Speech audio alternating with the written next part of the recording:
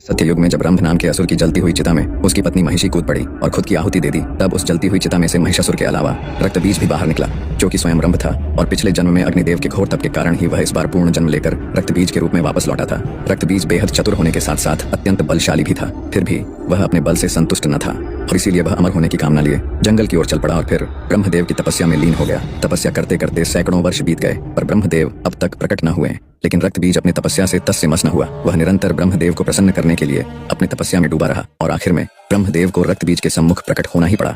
जिसके बाद ब्रह्मदेव ने रक्त बीज को उसके गहरे तप से जगाकर अपना वरदान मांगने को कहा। फिर रक्त बीज ने ब्रह्मदेव को अपना अभिवादन देते हुए उनसे सीधा अमर होने का वरदान मांग लिया। जिसके बाद ब्रह्मदेव भी सोच में पड़ गए। काफी सोच विचार करने के बाद ब्रह्मदेव ने रक्त बीज को अमृता का वरदान देने से मना कर दिया, परंतु उन्होंने रक्त बीज को एक ऐसा वरदान दे दिया जो कि अमृता के वरदान से बिल्कुल भी कम न था। दरअसल इस वरदान के दौरान रक्त बीज के शरीर से निकले रक्त के हर बूंद के धरती के स्पर्श मात्र से ही और रक्त बीज पैदा होंगे और उनके भी रक्त के धरती के स्पर्श मात्र से और नए रक्त बीज पैदा होते ही रहेंगे, यानी कि रक्त बीज के पनपने की कोई सीमा न होगी। वरदान देने के बाद ब्रह्मदेव अंतर्धान हो गए, जिसके बाद रक्त बीज ठाके लगाते हुए सीधा पाताल लोक के महिषी शासित क्षेत्र पहुंच गया। दरअसल पिछले जन्म में जब वह रंभ था तो उसे महिषी असुरों ने मिलकर समाप्त कर दिया था और अब इसी का बदला वह महिषी वंश से लेने के लिए वापस आकर उनके समक्ष खड़ा हो चुका था। और फिर रक्त बीज ने महिषी राज्य के अंदर मार काट मचा कर रख दी। उसने अकेले ही महिषियों के राजा समेत समस्त प्रमुख महिषी योद्धाओं को समाप्त कर दिया। फिर बाकी बचे और डरे हुए महिषी असुरों का स्वयं राजा बन बैठा और यह बात पूरे पाताल लोक में फैल गई, जिससे कि पाताल लोक के समस्त बड़े से बड़े असुर भी रक्त बीज के नाम मात्र से ही घबराने लगे।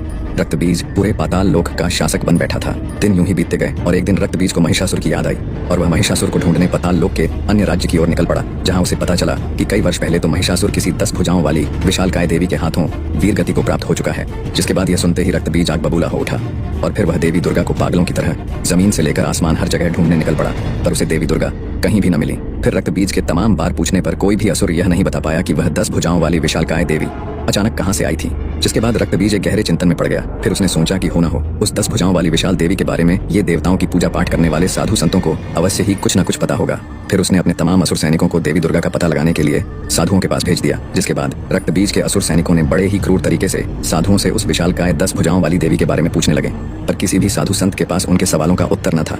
रक्त बीज की यह जानलेवा खोज देवी दुर्गा के लिए यूं ही जारी रही और वहीं दूसरी तरफ महर्षि कश्यप और दनु के 2 पुत्र शुंभ और निशुंभ नाम के 2 असुर भाई एक शांत वन में ब्रह्मदेव की तपस्या में कई वर्षों से लीन हुए बैठे थे। और फिर शुंभ और निशुंभ के सम्मुख अचानक ब्रह्मदेव का आगमन हुआ। जिसके बाद ब्रह्मदेव ने उनसे अपना इच्छित वरदान मांगने को कहा। जिसके बाद हर असुर की तरह शुंभ और निशुंभ ने भी ब्रह्मदेव से अमृता का वरदान मांग लिया, जिसके लिए ब्रह्मदेव ने उन्हें साफ साफ मना कर दिया।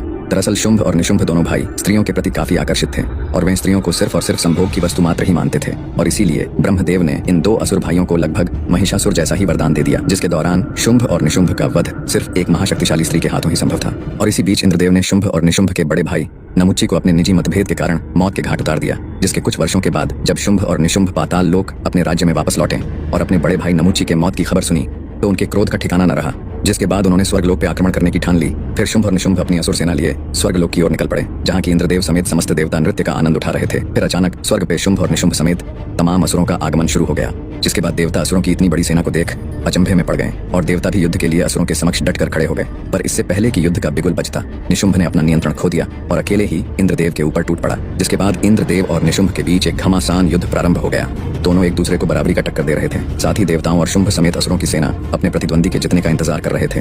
काफी समय तक शक्ति युद्ध और मल्ल युद्ध चलते रहने के बाद इंद्रदेव ने आखिरकार निशुंभ को वहीं धूल चटा दी। जिसके बाद शुंभ और निशुंभ समेत पूरी असुर सेना का आत्मविश्वास युद्ध से पहले ही डगमगा गया और वहीं इंद्रदेव के जीतने के बाद देवताओं का आत्मविश्वास ठहाके लगाने लगा था। फिर युद्ध का बिगुल बजा और देवताओं के साथ असुरों का युद्ध प्रारंभ हो गया। इस युद्ध में देवताओं ने खुलकर अपनी शक्तियों को शुंभ और निशुंभ समेत पूरे आसुरी सेना पे बरसाना शुरू कर दिया, जिसमें आसुरी सेना पूरी तरह घायल होने लगी। जिसके बाद शुंभ और निशुंभ ने भी अपने वरदानी ताकतों का इस्तेमाल करना शुरू कर दिया, जिसका देवताओं पे कुछ खास असर न हुआ।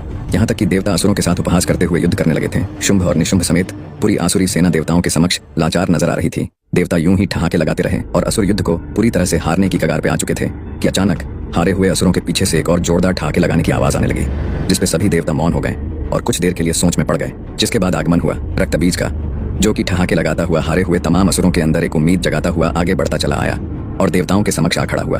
उसके मात्र ठहाके लगाने से ही पूरा इंद्रासन कांपने लगा था। साथ ही उसे देख इंद्रदेव समेत सभी देवता भी थड़ थड़ कांपने लगे थे। दरअसल रक्त बीज उस समय स्वर्गलोक पिछले जन्म में इंद्रदेव के हाथों मारे गए अपने भाई क्रंभ का बदला लेने आया था। फिर इंद्रदेव ने कुबेर को एक संकट संकेत भेजा, जिसके कुछ क्षण के अंदर ही कुबेर अपने तमाम यक्षों के साथ स्वर्गलोक में प्रकट हुए। और फिर सभी देवताओं ने मिलकर रक्त बीज और शुंभ निशुंभ समेत सभी असुरों पे अपनी पूरी क्षमता के साथ टूट पड़े, जिसके बाद एक भयंकर युद्ध प्रारंभ हो गया। इस युद्ध में देवता और असुर दोनों ही बराबरी उत्साह के साथ युद्ध कर रहे थे। यहाँ शुंभ और निशुंभ ने तो देवताओं को इस बार कांटे की टक्कर दे ही रहे थे, और वहीं रक्त बीज अकेले ही बड़ी तेजी से पूरे यक्षों का नामो निशान मिटाया जा रहा था। युद्ध यूं ही कुछ समय तक चलता रहा, पर कुछ समय के बाद देवताओं के सभी यक्ष सेना समाप्त हो चुके थे और अब इस युद्ध में असुरों का पलड़ा पूरी तरह से भारी हो चुका था। जिसके बाद रक्त बीज समेत शुंभ और निशुंभ एक साथ मिलकर सभी देवताओं के ऊपर टूट पड़े, जिनके भय से इंद्रदेव और कुबेर समेत सभी देवता स्वर्ग से अंतर्धान हो गए। जिसके बाद शुंभ और निशुंभ रक्त बीज के दम पर स्वर्गलोक को पूरी तरह से जीत चुके थे और वे रक्त बीज से काफी प्रभावित भी हुए। जिसके बाद शुंभ और निशुंभ ने रक्त बीज के समक्ष अपना सेनापति बनने का प्रस्ताव रखा और साथ ही उसके हर कार्य में बराबरी का सहयोग देने का वादा भी किया। जिसके बाद रक्त बीज ने उनके इस प्रस्ताव को स्वीकार कर लिया। साथ ही शुंभ और निशुंभ ने अपने दो बेहद शक्तिशाली और प्रमुख दो असुर भाइयों चंड और मुंड को देवताओं की खोज में उनके पीछे लगा दिया और यहाँ देवता पूरे ब्रह्मांड की नजरों से छिपछिपाते हुए पृथ्वी में स्थित कैलाश पहुंच गए और महादेव के समक्ष त्राहिमाम की गुहार लगाने लगे। पर उस समय महादेव अपने गहरे ध्यान में लीन थे। काफी समय तक त्राहिमाम की गुहार लगाने के बावजूद भी महादेव तो अपने ध्यान में ही लीन रहे, परंतु देवी पार्वती अपनी गुफा से निकलकर बाहर आईं और देवी पार्वती ने देवताओं से त्राहिमाम का कारण पूछा। जिसके बाद सभी देवता उन्हें सारी बात बताने लगे कि तभी वहां देवताओं को ढूंढते हुए दोनों असुर भाई चंड और मुंड भी कैलाश पहुंच गए और चुपके से देवताओं की सारी बातें सुनने लगे कि तभी चंड और मुंड का ध्यान देवी पार्वती की ओर गया और उनकी आंखें वहीं फटी की फटी रह गईं। उन्होंने आज तक इतनी सुंदर स्त्री कहीं भी देखी न थी। उनका पूरा ध्यान देवताओं से हटकर सिर्फ देवी पार्वती की ओर केंद्रित हो गया। उनसे रहा न गया और फिर वे कैलाश से भागते हुए स्वर्ग लोक अपने स्वामी शुंभ और निशुंभ के समक्ष जा पहुंचे और उनके समक्ष देवी पार्वती के सुंदरता की व्याख्या करने लगे। इतना सुन शुंभ और निशुंभ देवी पार्वती को स्वर्ग की रानी बनाने का ख्वाब देखने लगे। जिसके बाद उन्होंने चंड और मुंड को देवी पार्वती के समक्ष शुंभ और निशुंभ से विवाह कर स्वर्ग लोक की रानी बनने का प्रस्ताव ले जाने को कहा। साथ ही यदि देवी पार्वती उनके प्रस्ताव को ठुकरा दे तो उन्हें बलपूर्वक स्वर्ग लाने का भी जिम्मा सौंपा और इसके लिए शुंभ और निशुंभ ने कैलाश पे देवताओं की स्थिति को ध्यान में रखते हुए चंड और मुंड को लगभग 1 लाख असुर सैनिकों के साथ कैलाश के लिए रवाना कर दिया। और यहाँ देवी पार्वती समस्त देवताओं को दोबारा से युद्ध करने की रणनीति समझा ही रही होती है कि अचानक वहां चंड मुंड समेत विराट आसुरी सेना आ धमकती है और शिव गणों को परास्त कर आगे बढ़ते हुए महादेव के पवित्र स्थल में आ खड़े होते हैं, जिन्हें देख देवता क्रोध से भर जाते हैं। पर देवी पार्वती तत्काल ही देवताओं को शांत करा देती हैं और फिर चंड और मुंड आगे बढ़कर देवी पार्वती के समक्ष शुंभ और निशुंभ का प्रस्ताव रखते हुए देवी पार्वती को स्वर्ग चलने की बात कहते हैं, जिसपे देवी पार्वती अत्यंत ही क्रोधित हो उठती हैं और चंड मुंड को अपनी विराट सेना लेकर वापस लौट जाने के लिए बोलती हैं। यह सुन चंड मुंड देवी पार्वती को अपशब्द सुनाने लगते हैं, जिसे सुन वहां खड़े देवताओं के भी रोंगटे खड़े हो जाते हैं और देवी पार्वती अत्यंत ही क्रोधित। और यह अपशब्द देवी दुर्गा भी अपने देवी लोक में बैठे बैठे सुन रही थी और प्रचंड रूप से क्रोधित हो रही थी। चंड और मुंड देवी पार्वती को सीधे तरीके से न चलने पर केश पकड़कर घसीट कर ले जाने की बात कहने लगे। जिसके बाद देवी दुर्गा से अपने अवतार देवी पार्वती का यह अपमान सहन नहीं हुआ और फिर देवी दुर्गा ने कैलाश पर ध्यान में बैठे महादेव को एक दिव्य संकेत भेजा और दूसरा दिव्य संकेत देवी पार्वती को भेजा, जिसके द्वारा देवी दुर्गा ने देवी पार्वती के एक अंश को महादेव के गले में प्रवेश कराया, जो कि महादेव के गले में स्थित विष से भर उठा। फिर वही विष से भरा हुआ अंश वापस देवी पार्वती के अंदर आकर समाहित हो गया और यह होता हुआ सिर्फ देवी दुर्गा, देवी पार्वती और महादेव के अलावा और कोई भी न देख या जान पाया। जिसके बाद पहले से ही अत्यंत क्रोधित देवी पार्वती के शरीर का रंग अचानक नीला पड़ने लगा। जिसके बाद देवी पार्वती के शरीर का आकार भी बदलना शुरू हो गया। फिर देवी पार्वती का कद काठी पर्वतों के समान विशालकाय बन गया। फिर देवी पार्वती के इस काली रूप को देख चंड मुंड समेत पूरी आसुरी सेना थड़ थड़ कांपने लगी और देवता अचंभित मगर प्रसन्न हो उठे। जिसके बाद देवी काली ने एक जोरदार गर्जना भरी और उनके गर्जना मात्र से ही चंड मुंड समेत समस्त असुर सेना बहरे होने के साथ साथ हवा में झटके खाकर दूर जा गिरे। फिर देवी काली ने अपने दोनों हाथों में दिव्य तलवार प्रकट कर लाखों असुरों के ऊपर टूट पड़ी।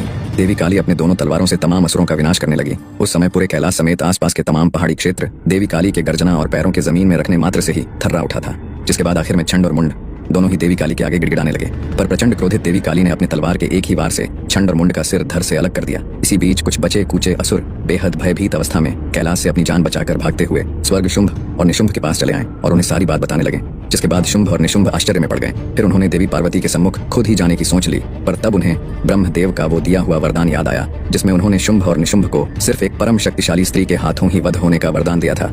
और देवी पार्वती के इस भयंकर और विकराल रूप की व्याख्या सुनकर उन्होंने खुद को वहीं रोक लिया। फिर शुंभ और निशुंभ को अपने मित्र और सेनापति महाप्रलयनकारी रक्तबीज की याद आई। फिर उन्होंने सोचा कि देवी पार्वती के इस विकराल काली रूप को रक्तबीज ही काबू में ला सकता है और देवी पार्वती को अपने बलपूर्वक स्वर्ग तक ला सकता है। जिसके बाद उन्होंने रक्तबीज को याद किया। फिर कुछ क्षण के बाद रक्तबीज शुंभ और निशुंभ के सम्मुख प्रकट हुआ और उसे स्वर्ग बुलाने का कारण पूछा। जिसके बाद शुंभ और निशुंभ ने रक्तबीज को सारी बात बताई और रक्तबीज के सम्मुख प्रचंड क्रोधित देवी पार्वती को काबू में कर स्वर्ग लोक तक लेकर आने का प्रस्ताव रखा। जिसके बाद देवी पार्वती के इस भयंकर और विशाल काली रूप की व्याख्या सुनकर रक्तबीज को देवी पार्वती पे संदेह हुआ और उसने सोचा कि अब शायद उसकी वर्षों की तलाश यहीं खत्म हुई। जिसके बाद रक्तबीज ने शुंभ और निशुंभ के इस प्रस्ताव को आसानी से स्वीकार कर लिया और निकल पड़ा कैलाश की ओर। और यहाँ कैलाश में देवी काली शांत होते हुए देवी पार्वती के रूप में वापस आ ही रही होती हैं कि अचानक कैलाश में रक्त बीज का आगमन होता है, जिसको देख सभी देवता डर से थर्रा उठते हैं और रक्त बीज ढाके लगाता हुआ देवी पार्वती के सम्मुख चला आता है। रक्त बीज जैसे खूंखार असुर को सामने देख देवी पार्वती का खून वापस से खौल उठता है और देवी पार्वती वापस से विशालकाय काली का रूप धारण करने लगती है। फिर रक्त बीज अपने सम्मुख इतनी बड़ी कदकाठी की भयंकर वीरांगना को देख समझ जाता है कि यही है दुर्गा और यही है काली। फिर रक्त बीज भी महिषासुर के बदले की आग में जलते हुए अपने अंदर वर्षों से पल रहे क्रोध को जगा लेता है और देवी काली पे अपने भयंकर और विस्फोटक अग्नि से प्रहार कर देता है। पर देवी काली पे इसका कोई असर नहीं होता, बल्कि इसके विपरीत वे और भी प्रचंड रूप से क्रोधित हो उठती हैं और रक्त बीज के चेहरे पर अपने तेजधार नाखूनों से प्रहार कर उसका चेहरा नोच लेती है। पर रक्त बीज के चेहरे से रक्त की बूंदें निकलकर जैसे ही धरती को स्पर्श करती है, उसके रक्त के हर बूंदों के धरती के स्पर्श मात्र से ही और नए रक्त बीज उत्पन्न होने लगते हैं। और यह देख सभी देवता आश्चर्य से भर उठते हैं और देवी काली गुस्से में आग बबूला होते हुए अपने दोनों हाथों में दिव्य तलवार प्रकट कर तमाम रूप से उत्पन्न हुए रक्त बीज पे अंधाधुंध प्रहार कर उनके सिर को धड़ से अलग करने लगती हैं। परंतु रक्त बीज मरने की जगह और भी अधिक और अनगिनत संख्या में उत्पन्न होने लगता है। फिर देवी काली ने अपने और 2 भुजाओं को प्रकट कर अपने 4 भुजाओं से भी अधिक मात्रा में उत्पन्न हो चुके रक्त बीजों को समाप्त करने लगी। देवी काली यूं ही रक्त बीज को समाप्त करती जाती और रक्त बीज यूं ही पहले से अधिक संख्या में उत्पन्न होता जाता। काफी समय तक इस युद्ध के चलने के बावजूद भी अब तक युद्ध का कोई भी परिणाम सामने नहीं आया था और यह युद्ध काफी लंबा खिंचता ही चला गया। युद्ध को शुरू हुए काफी दिन बीत चुके थे और यहाँ अति क्रोधित हो चुकी देवी काली के तमाम प्रहार करने के कारण रक्त बीज अपनी संख्या लाखों में कर चुका था।